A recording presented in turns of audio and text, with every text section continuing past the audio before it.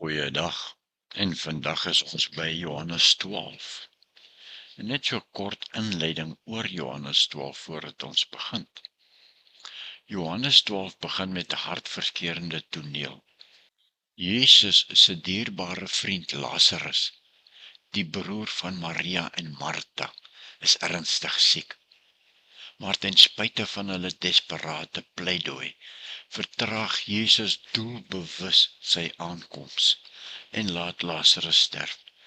Hierdie hoofstuk beskryf een van Jesus se mees verstommende wonderwerke, die opwekking van Lazarus uit die dood, 'n kragtige demonstrasie van sy gesag oor lewe en dood, en 'n diepgaande openbaring van sy identiteit as die opstanding en die lewe.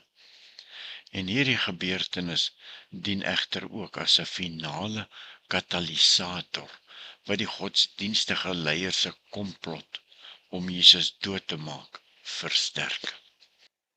So kom ons lees nou Johannes 12. En die opskrif sê daarso dat Jesus word in Betania met nardesolie gesalf. Vers 1.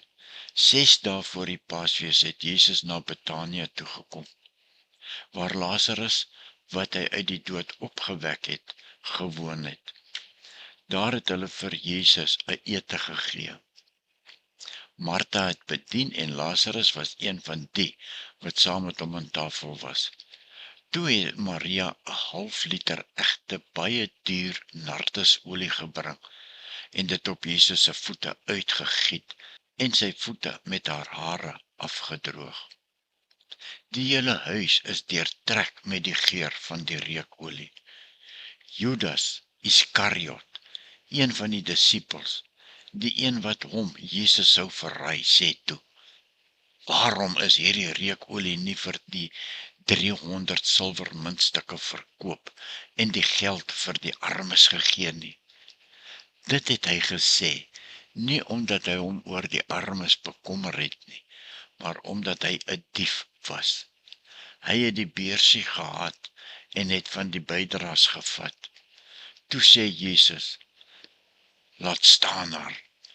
Sy moes dit hou vir hierdie dag, om my te salf vir my begrafnis. Die armes het julle tog altyd by julle, maar vir my, Jesus, het julle nie altyd nie. Vers 9, baie van die Jode het verneem dat Jesus daar is, en het daarheen gekom. Nie net ter wille van Jesus nie, nee, maar ook om vir Lazarus te sien wat hy uit die dood opgewek het. Die priesterhoofde het toe besluit om ook vir Lazarus dood te maak, omdat baie van die Jode deur hom na Jesus toe oorgeloop en in hom geglo het. En dan kyk ons na die intog van Jesus in Jerusalem. Die volgende dag het die groot menigte mense wat na die fees toe gekom het, gehoor dat Jesus na Jerusalem toe kom. Hulle het palmtakke gevat en hom tegemoet gegaan en uitgeroep: "Prys hom, loof hom wat in die naam van die Here kom, en die koning van Israel." Jesus het toe op 'n jong donkie geklim wat hy daar gekry het, soos daar geskrywe staan: "Moenie bang wees nie, Sion, kyk, jou koning kom en hy ry op 'n donkie." Jesus se disippels het hierdie dinge eers nie verstaan nie, maar nadat hy verheerlik is, het hulle daaraan gedink dat wat daar geskrywe staan op hom betrekking gehad het en dat dit met hom gebeur het. Die mense wat by Jesus was toe hy vir Lazarus uit die graf geroep en hom uit die dood opgewek het gedurig daaroor gepraat. Daarom het die menigte vir Jesus tegemoet gegaan. Hulle het gehoor dat hy hierdie wonderteken gedoen het. Die Fariseërs het toe vir mekaar gesê: "Sien julle rig niks uit nie. Kyk, die hele wêreld gaan agter hom aan." Maar die tyd van Jesus se verheerliking het gekom. Vers 20, daar was ook 'n aantal Grieke onder die mense wat fees toe gekom het om te aanbid. Hulle het na Filippus, wat van Betsaida in Galilea afkomstig was, gegaan en vir hom gevra: Meneer, ons wil Jesus graag ontmoet. Filippus het gegaan en dit vir Andreas vertel. Andreas en Filippus gaan toe en sê dit vir Jesus. Daarop sê Jesus vir hulle: Die tyd het gekom dat die Seun van die mens verheerlik moet word. Dit verseker ek julle. As 'n koringkorrel nie in die grond val en sterwe nie, dan bly hy net een. Maar as hy sterwe, bring hy 'n groot oes in. Wie sy lewe bo my liefhet, verloor dit. En wie sy lewe in hierdie wêreld nie bo my liefhet nie, sal dit vir die ewige lewe behou. As iemand my wil dien, dan moet hy my volg.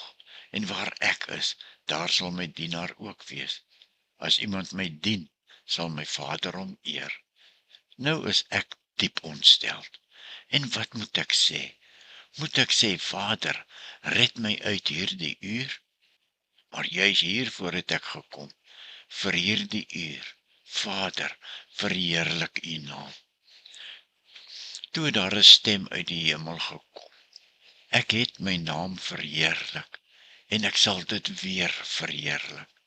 Die mense wat daar gestaan en dit gehoor het gesê, dat daar 'n donderslag was. Ander het gesê, 'n engel het met hom gepraat. Toe sê Jesus, hierdie stem het nie om my ontwil gekom nie, maar om julle ontwil.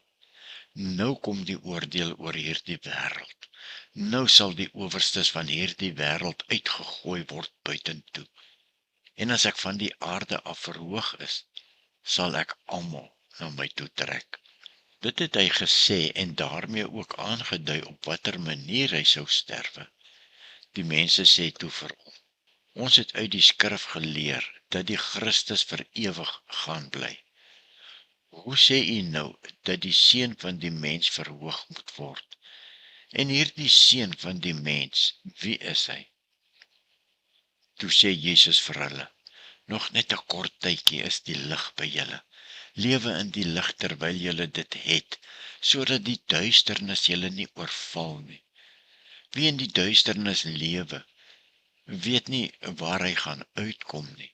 Terwyl julle die lig het, moet julle in die lig glo, sodat julle mense van die lig kan wees.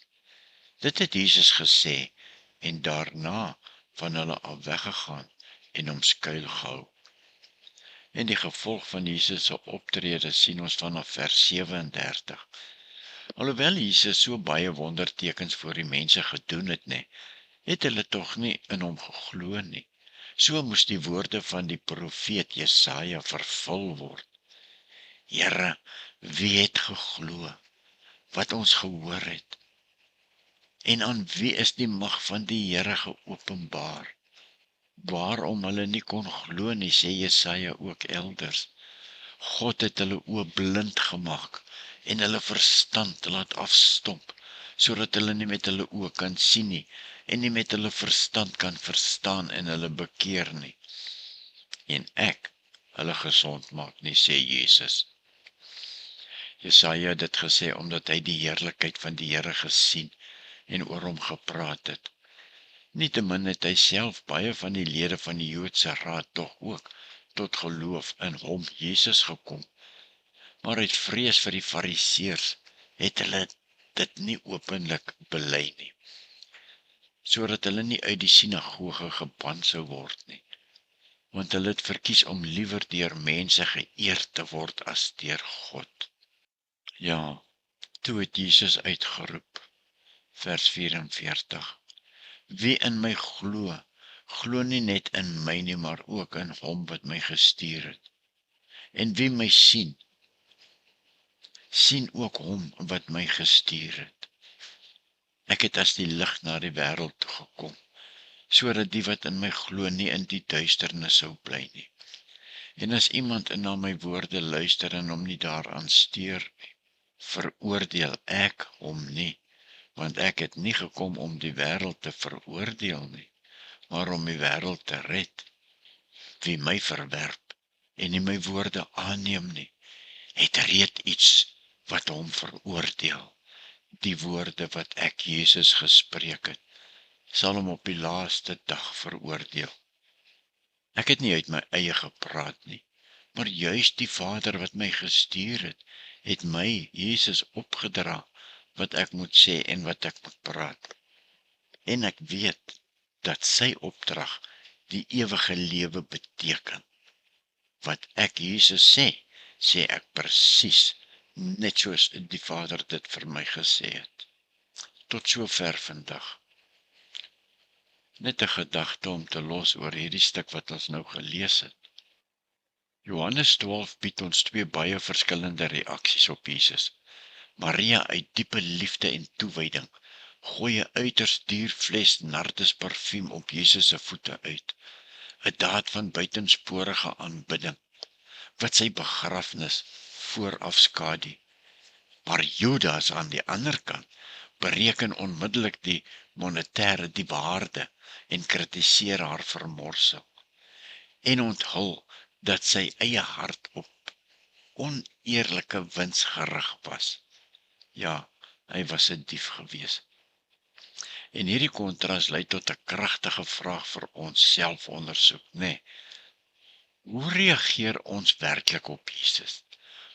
Hoe reageer ek en jy persoonlik werklik op Jesus? Is ons toewyding 'n oorvloedige, buitensporige daad van liefde, gewillig om onsself en ons hulpbronne vir hom te bestee, selfs al lyk dit vir ander verkwistend? Of bevind ons onsself miskien subtiel besig om die koste te bereken? Onse hemelse Vader, ons dankie vir u woord, vir u diepgaande waarhede deur die Heilige Gees wat ons vandag in Johannes 12 gevind het. Dankie dat u self aan ons openbaar, in en deur Jesus Christus. Ons bid en dankie in die kosbare naam van Jesus, ons goeie herder en verlosser. Word verheerlik, Here, want u is ons God en Vader, en ons glo dit met alles in ons. Amen.